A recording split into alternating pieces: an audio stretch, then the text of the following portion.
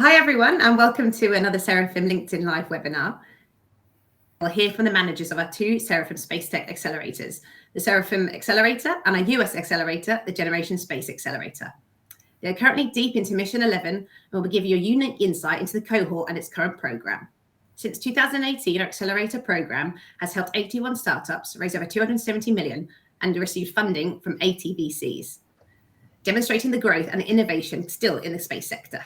I'm also thrilled to welcome Dan Terrett is the COO and co-founder of Odin Space, the first company focused on optimizing the space industry's response to lethal sub-centimeter space debris.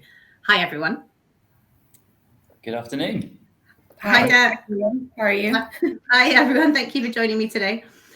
Odin Space are alumnus of our Accelerator Mission 9, and they are on their own mission to save the space industry billions of dollars. So thank you everyone for joining me today. Right, I'll get straight to the questions.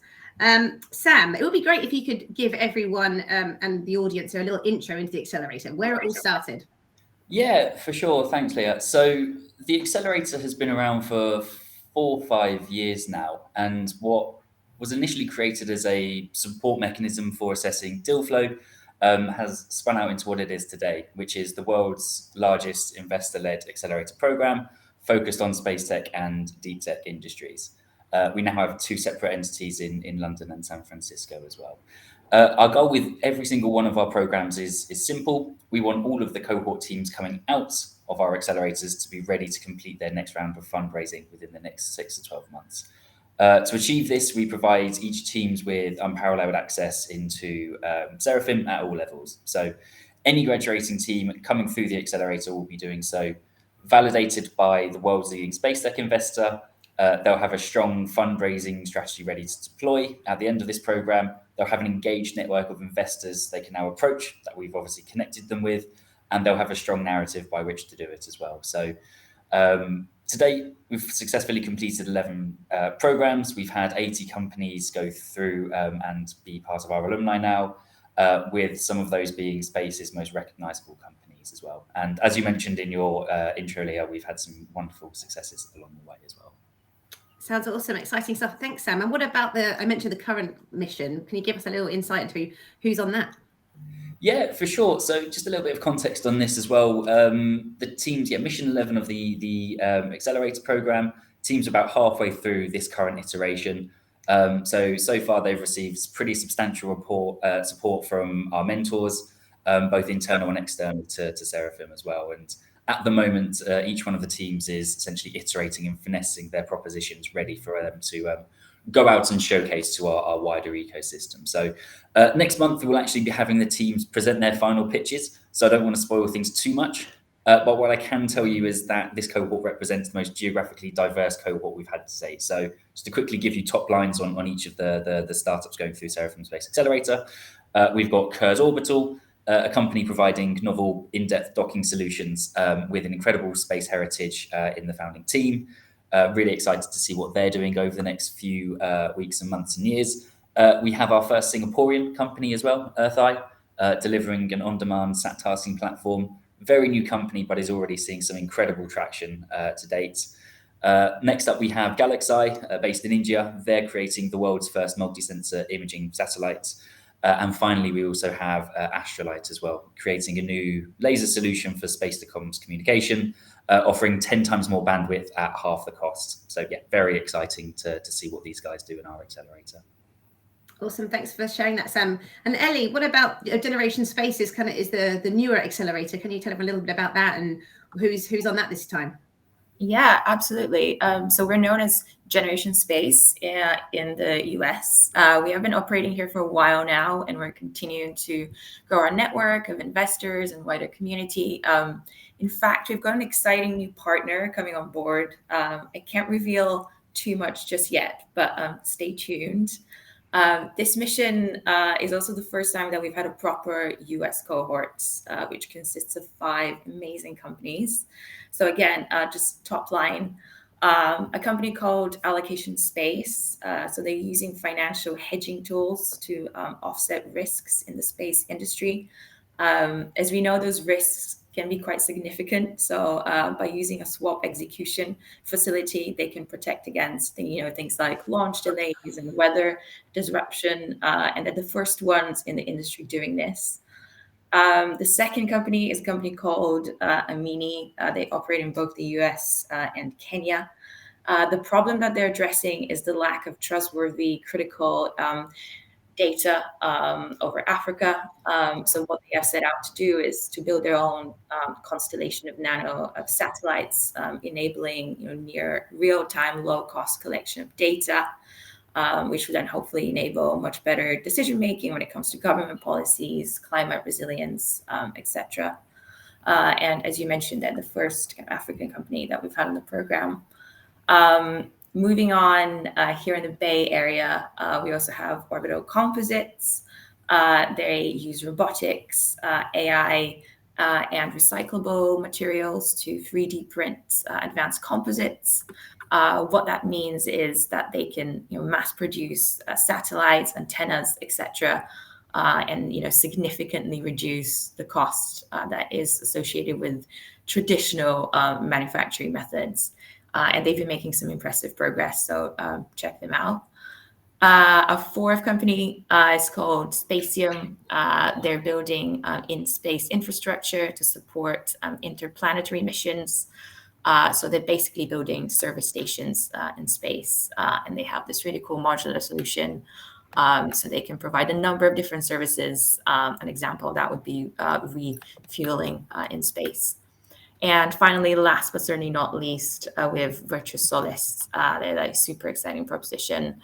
They're building solar panels in space to transmit solar energy to receptors back here on Earth. So, really taking advantage of that proximity to the sun to provide clean, low-cost energy.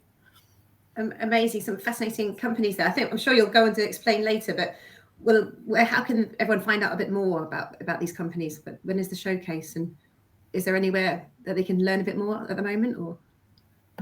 At the moment, no. We are saving their final pitches for the investor showcase. I'm sure we can post a link to that in the chat. But that would be that'll be taking place in June. So everyone has to wait for the big reveal. Everyone has to wait for the big reveal. So. Awesome, thank you. Dan, let's go over to you. You were previously part of Mission 9. It'd be great if you could give listeners thinking of signing up to a future mission just what your experience was and what were your key takeaways. Yeah, we had a brilliant time on Mission 9. I think it was an extremely intensive process in general. You're trying to run a business at the same time, trying to build your startup at the same time, whilst getting a very intensive learning experience. That was excellent. It was really, really enjoyable. And we came out of that with a really great network, both of kind of alumni that have been really helpful, either from previous missions or from our cohort. But also the Seraphim guys. You guys have all been very helpful, very open, very clear with feedback and really helpful, but as well kind of investors too, and other kind of actors in the space industry. Lots of people for our network. I think the biggest takeaway we had though was we went into that, as I'm sure a lot of people do, with a very technically led story. We were really proud of our technology, where we've come from, and it is crucial to our niche. It's what defines us, but it's not the whole story. What the problem is, how we're solving it, what's valuable, how we're monetizing that. All of those questions, which are kind of the more meaningful questions, I'd say, for investment, were ones that took more of a backseat at the start of the process and are ones that we're much clearer in explaining now. So we got a huge amount of value from the feedback that we received as part of that, from kind of even the most kind of junior levels, or even watching other people's pitches, all the way up to the most senior levels in the kind of the VC world. That's great to hear. Thanks, Dan. I think everyone's probably really keen to understand a little bit more about Odin Space. It sounds like a super exciting business. Can you tell us a little bit more? Yeah, sure. So, I mean, I'm not from the space industry by background. So the way I think about it is, similarly to, say, microplastics in the ocean, all our activity in space has left behind rubbish, essentially, of varying levels. We're pretty good at tracking large stuff, but even tiny things as small as 1/3 of a millimeter can blow a hole in the side of a pretty expensive satellite. As you put up more satellites, more activity, it increases exponentially. And the sad reality is we, as an industry, have no idea where most of this is. So what we're doing is we're going out there and mapping it. But perhaps more excitingly than that, we're building a platform on top of that that allows you to kind of manage those risks. And as as more risks emerge, we will be adding functionality to help actors in the space industry to understand and optimize their businesses within that risk environment. From kind of like a progress perspective, we're engaging with kind of early customers at the moment, trialing our kind of commercial MVP for our product, getting learnings from that and getting feedback from that. But also, most excitingly, we're actually due to launch our first technology on Transporter 8, which is in 3 weeks' time. So we're pretty buzzed about that. And on the back of that, we'll be looking to kind of open our seed round of financing. Awesome, exciting times. I think at Seraphim, we really like to support and invest in visionary founders. What's your vision for a future when Odin Space is a big success? Sure. Put simply, it's a unified platform for managing your risk. So what that means in practice is, if you are operating in this space industry, you are going to be exposed to risks, some of which are more avoidable than others. It's a pain to kind of synthesize all of those data sources, make decisions, trade-off decisions, and try and put that all together. We're going after making that simpler so that people can focus on actually running their business rather than managing their risk. We're calling it very much controlling your risk. You act proactively to make sure that you are on top of that risk from the start and you understand how it's changing and how those trade-offs evolve. So we're starting from a sub-centimeter debris perspective. It's a really difficult niche and it's a really big unavoidable risk, but then expanding out from there.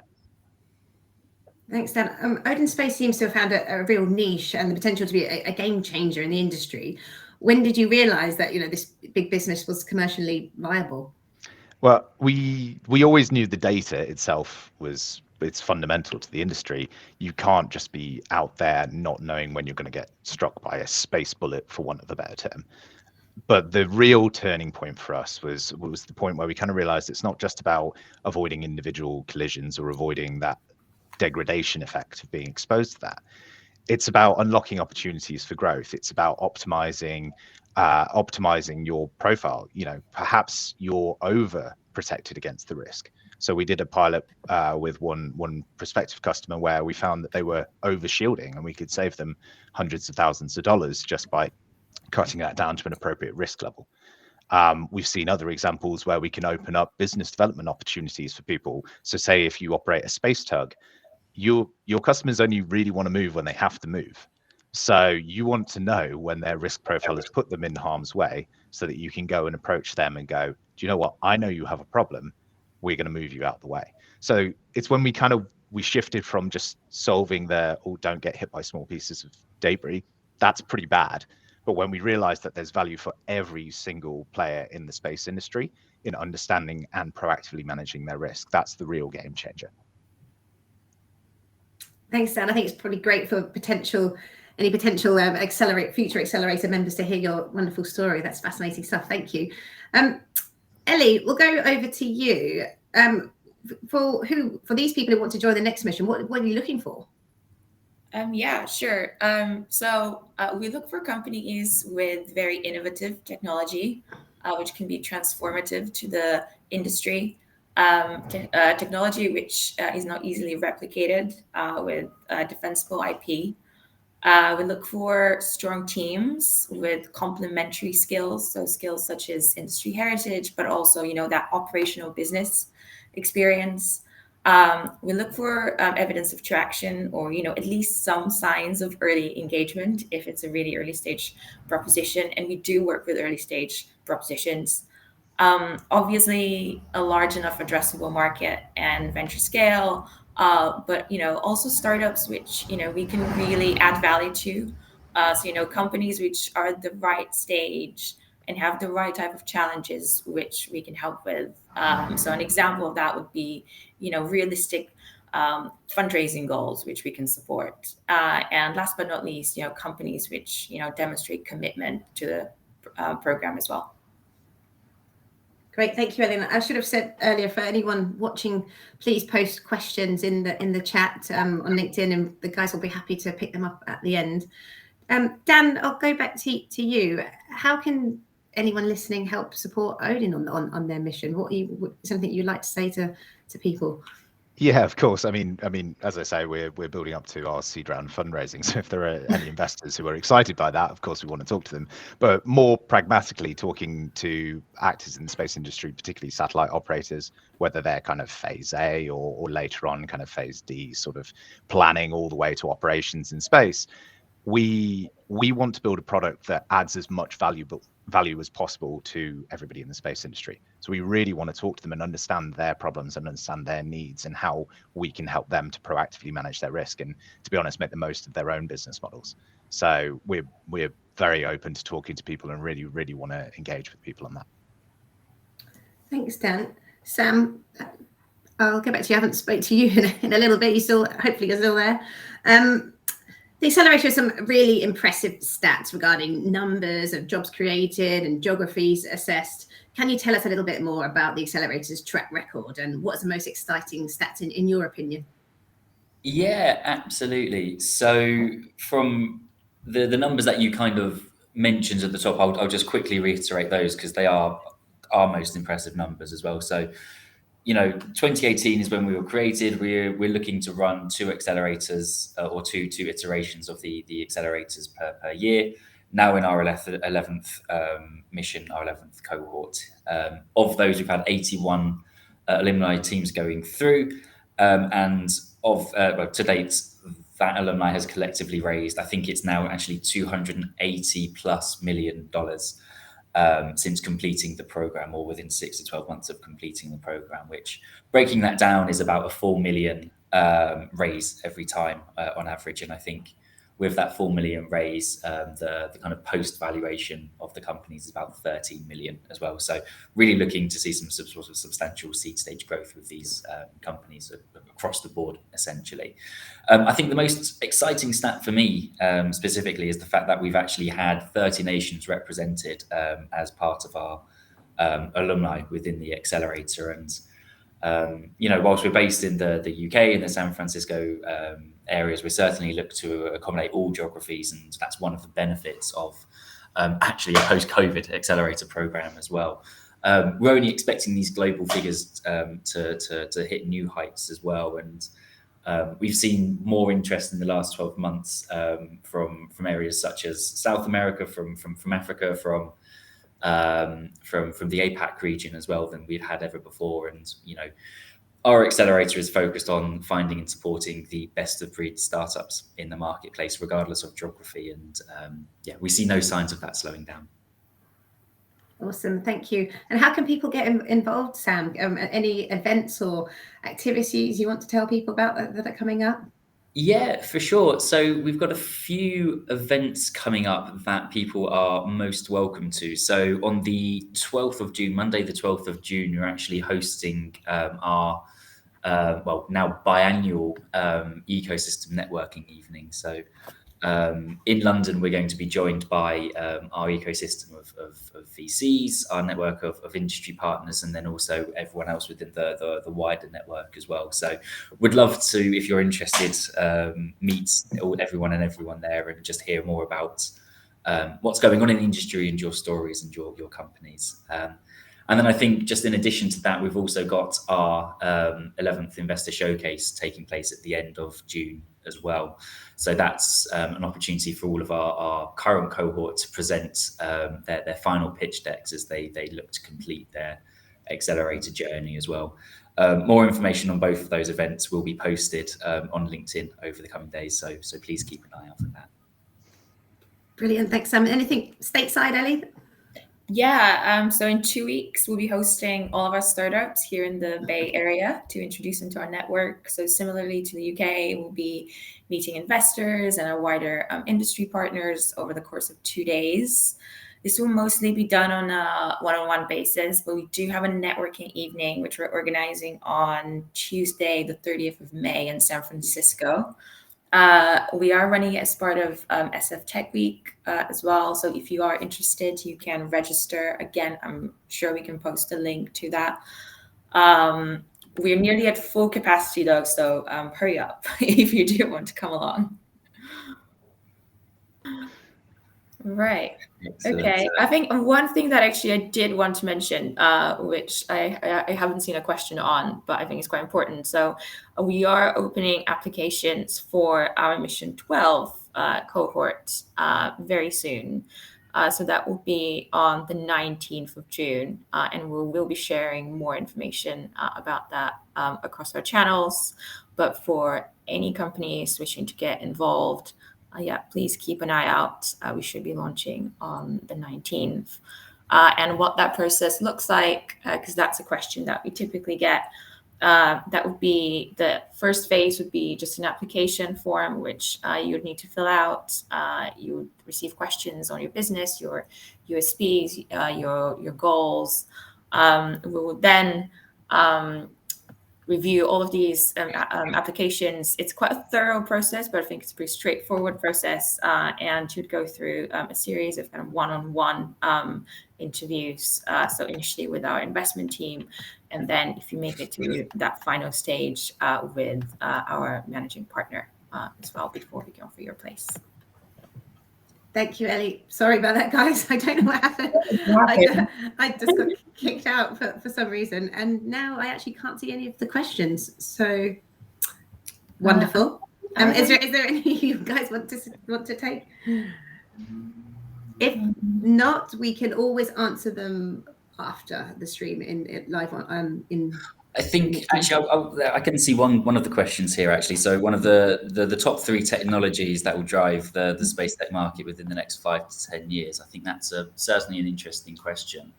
I think from the accelerator perspective, and Ellie, keen to get your thoughts here as well. I think the kind of examples you gave there, edge computing, AI, of course. I think the things that we're quite keen to see within space tech are, well, I've got two chains of thought here. One being, the in-space economy, the kind of cislunar, where that goes. We're looking at, mining on the moon and all this resource assembly, I suppose, within lunar or cislunar and all of those sorts of things. So I think that's something that we're keen to investigate. I wouldn't say, Seraphim is ready to move in that angle just yet, but we're certainly looking to explore it. And I think that's, a great opportunity for companies coming through the accelerator to certainly help demonstrate. And then I think everything else whereby, Ellie, you have a great example of this in your cohort as well with allocation space. That's a fintech for space. So I think, companies that are looking to leverage the space industry, but in, traditional markets, I think is a super interesting approach. And as well, I'm sure we're going to see lots of companies pivot into that ecosystem as well. Yeah, absolutely. I think the most exciting is kind of how we're seeing that overlap with a number of different industries. So as you said, fintech, I think we're quite excited about exploring some cyber solutions as well. It's ones that, it's one area where we haven't worked with a company on the accelerator just yet.